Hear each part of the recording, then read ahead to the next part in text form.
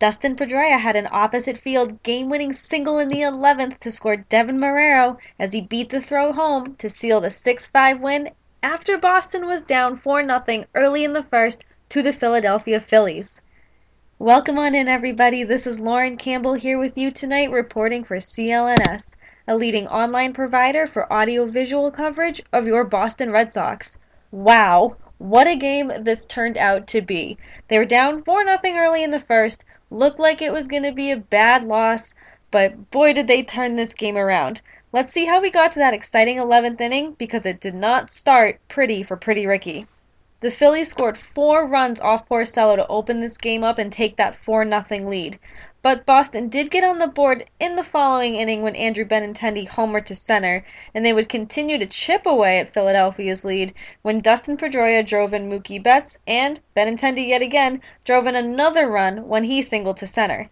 The home team would tie the game at 4 in the 4th after Betts drove in the tying run, but Philly wouldn't go away and they retook that lead by 1 in the 5th, leaving the Sox once again to play catch-up.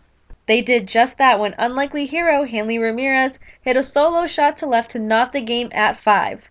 The Sox had a chance to walk off with the win in the 9th with 1 on and 2 out with Xander Bogaerts at the plate, but he flied out to end the inning and this game would go into extras to decide who was going to take that win. Matt Barnes started the 10th and he got himself into a bit of a jam after having runners on second and third with just 1 out.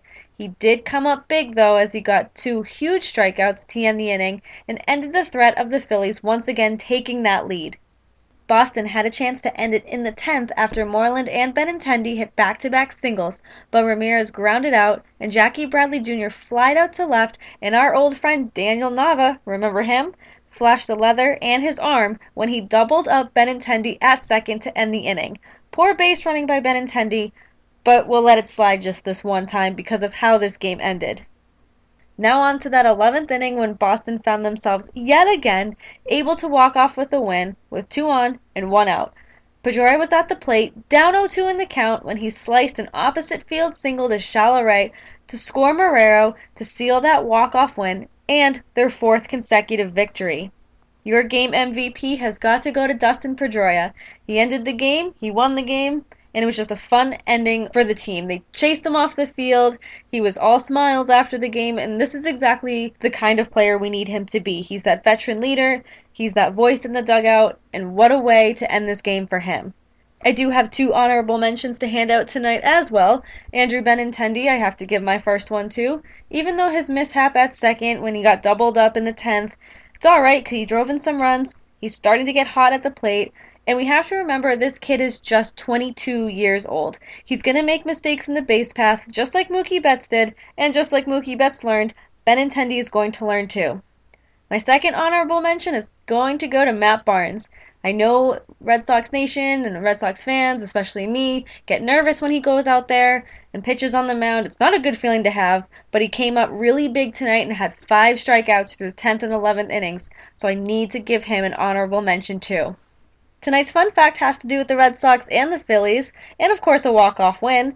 The last time the Red Sox were able to walk off against the Phillies was in 2006 when none other than David Ortiz hit 2 walk-offs that year against the Phillies.